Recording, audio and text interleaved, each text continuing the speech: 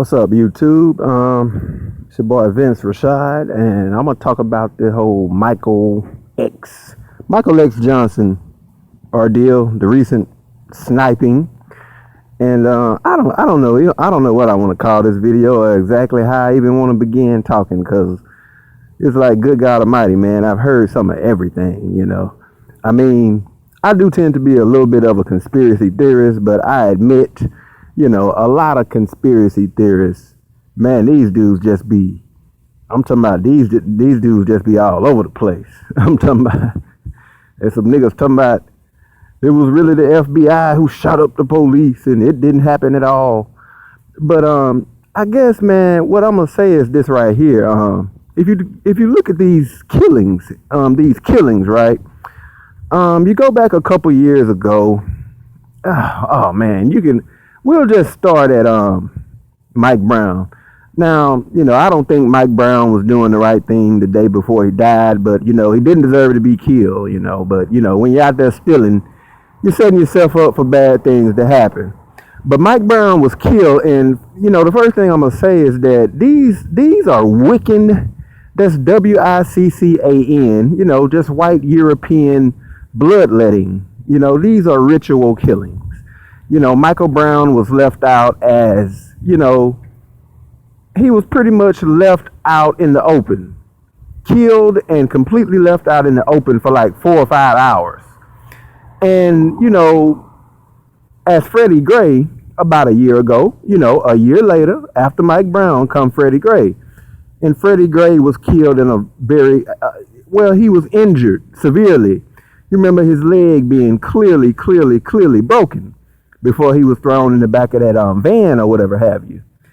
And then you now get this killing in Baton Rouge, and, along with the other brother in Minnesota. But very specifically this one in Baton Rouge, which was pretty much in front of people. And, it was just a downright cold-blooded execution. And so far, I still haven't heard anything about a prosecution. That was just a cold-blooded, downright execution, point-blank period, No questions about it. But these are Wiccan rituals and is meant to instill fear, blood sacrifices to the European deities that they believe in. And it's just meant to instill fear and cause social divisiveness. Now, one thing that I wanted to talk about is that, we're thrown pretty much on a continuous loop of about 3 to 5 things that the media just circulates over and over and over again. Like the first thing that they'll do is the race stuff. Black man or black woman. Usually they'll, cover it from a black man's perspective. The issue of a black man being killed by a cop. And there's really a form of psychology that they play with both black women and white men. And ultimately, all anger ends up being aimed at black men who don't even control the media. Now, recently there was actually a woman who basically died, in the exact same jail that Sandra Bland died in. Exact same jail, and I think the exact same jail cell, and this was very recently, like within the last 2 or 3 months, if I'm not mistaken. Might have been a little bit over 90 days, but within the last 2 or 3 months.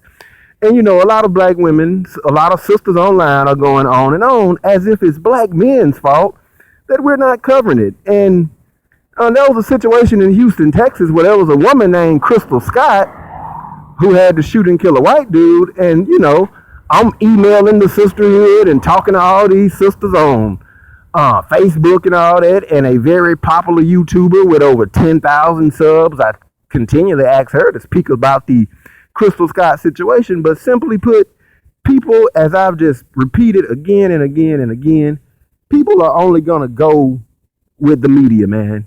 If the media ain't talking about it, black folk don't care. It could be, the fact that this woman was killed in the exact same jail, well, not killed, but neglected to death in the exact same jail cell that Sandra Bland died in, pretty much shows you that nobody's going to talk about anything unless the media is talking about it, and that it's not black men. And you got a lot of sisters accusing black men of not caring about black women while they're out here caping for black men. And then you get the same thing with white men. Well, it's white men who are killed by the police more often than black men. And then they too aim the anger at black men, as if we control the damned media. If there was a channel that just continually showed, American citizens, regardless of race or gender, killed by the cops, then, we wouldn't act or conduct ourselves socially the way they want us to. They want the nation to be divided up. And here's the deal. You get these white dudes who be like, after Obama passed the National Defense Authorization Act, which was basically an extension of the Patriot Act, you had white men marching around the country talking about, we will not comply. We will not comply. There were all type of open carry marches. Well, they were marching, but not with no signs the way black people be marching. They had guns, and just like the white dudes who invaded the Bundy Ranch, out there in Oregon, they many of them act like they was ready to, get down, like it was finna be 1776 all over again up in this bitch. But how do you get these angry white men on your side? Well, if a black man, think about it. Like I say, you're continually thrown on the loop. This is the race loop. For about a month or two, or maybe it'll probably be different because this is an election year. But for a month or two, or maybe a little bit longer, you will continually have racial stories. Children getting beat up in classrooms by officer body slams, and black men and women killed by the police, and then they will move it over to Islamic terrorism. ISIS, the Muslims, fear. And then after they get finished looping that, they will loop it back to political left-rightism. Now religion versus atheism is getting kind of old. And to tell you the truth, political left-rightism is getting kind of bland too. The thing that they really like to concentrate on most in the media is race and religion, but at the same time also to absolutely polarize the nation, it'll just be, anti-Muslimism. That's what you're going to hear a lot of, anti-ISISism, immigration. They'll go on and on and on about immigration. And the ultimate goal is to just keep you distracted from the shit that they really doing. This just last week, 2 weeks ago, the Fourth Amendment, and this is major, people. This is the Constitution, man. The Fourth Amendment was pretty much thrown out of it was pretty much flushed down the toilet. And and black people are politically retarded.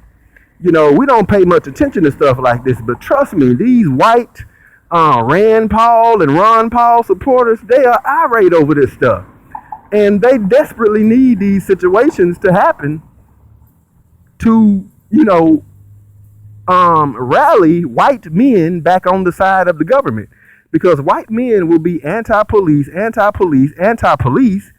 then all of a sudden, when it comes to the police killing a black man, then all of a sudden they turn around and they're pro-police again. So how do you throw away the entire Constitution? You do it by way of the black man. Damn near anything you want to get rid of, just attack the black man and demand that his constitutional rights be upheld. And you will get a jillion and one motherfuckers in all type of comment sections talking about, I read some of everything. Tamir Rice deserved to die. Just some of the most outrageous statements. A 12-year-old deserves to die. I mean, blatantly saying shit like that. And I'm going to straight up tell a lot of you black MGTOW and a lot of you black MRAs, man, y'all need to lead them little groups, man. These last few weeks have completely exposed a whole bunch of these white MRAs. There was a handful of them who I was still subscribed to, but it just seems like, these last few weeks, these motherfuckers done just exploded, and there's literally only maybe 2 or 3 I'm still subscribed to. There was probably 8 or 9, and I done just unsub from like 5 of the last 6 I done been subscribed to. They done just came out And like I said, they could only be with this universal manhood, multicolor racialism for so long. And it was only gonna be a time before certain events happened, and they real true racist asses was gonna be exposed. And I was listening to this guy, Goodfella. He sitting up talking about Jesse Williams. It was racist. It was funny, but racist. He's calling Jesse Williams white boy because he got green eye. I mean, because he got blue eyes like me. Man, get the hell up out of here. I mean, he's a mulatto. He's mixed, but he ain't no straight up white or black man. But this is media distraction from real true issues. At the end of the day, the black community is going to have the same response.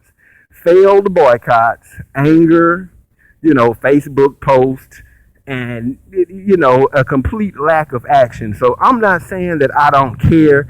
And you already know what the coons, the bedwitches, and the white supremacists are going to do. Whether it's the brother in Minnesota or the guy in Baton Rouge, they're going to start looking up police records and, just anything whatsoever to completely distract. They're already doing it. They're already pulling up this girl's Facebook page and, she's smoking weed and stuff like that. And, if we're going to do that, you know what I'm saying, to every single issue that, whenever these type of things happen, to tell you the honest to God truth, I don't even really care to even talk about it, man. I can just about predict everything that's going to happen. Whatever little groups of black men are going to pool their money and resources together, if it takes us a year or two or, hell, 5 years, long-term plan, to pool our money together to buy some land, to start making survival communities and survival farms or whatever we're going to do, we just got to do that. And we can't even stay focused on this madness, because as long as we're integrated into a society that hates us and clearly shows that they hate us, because a lot of the psychology of what white social structure is built upon is, this pumping up of whiteness by contrasting blackness. And even if they have to make the designated black groups of people deliberately poor or deliberately make them into criminals by depriving them, that makes white folk feel better about themselves. So their greatness is really predicated upon you. I honestly believe if many black people got up and went back to Africa, it'll be Africa, the Caribbean, South America, wherever the hell you decided to go. It'll be just like the Jews leaving Egypt. Them motherfuckers gonna chase us down and try to drag us back into this country, because the Irish and the Italians are gonna be the next niggers up. And they don't want that. They'll be the main ones trying to drag you back into the country, man. But, it is what it is. They claim Michael Johnson was in all type of pro-black groups. Maybe he was, maybe he wasn't. He could be a complete media construct. Maybe he didn't exist, maybe he did. I will tell you that, hey, it's hard for one man to hit 12 targets. That's hard to do. That is very hard to do. You got to be a hell of a shooter to hit 12 moving targets. That's really hard to do, man. That is difficult. And then on top of that, when you shoot, I mean, if you're sniping people, when you shoot one man and when that man goes down, you just sit back and wait. I did find it kind of funny at how all the other police were running up to the dead bodies, Because if somebody is being sniped, unless it's your mama or one of your children or your father or close family members, you don't run up to that body. A smart sniper will wait for people to run up to that body and help, and he'll knock everybody from emergency workers to police off. So, that aspect of it was funny. But, it is what it is, man. I got more videos to come. I'm going to be talking about some real serious issues in the future and in the future months to come. And my new channel is coming. But that concludes this little short video on the whole situation. Your boy Vince Rashad, the Truth Terrorist 2. I'm out.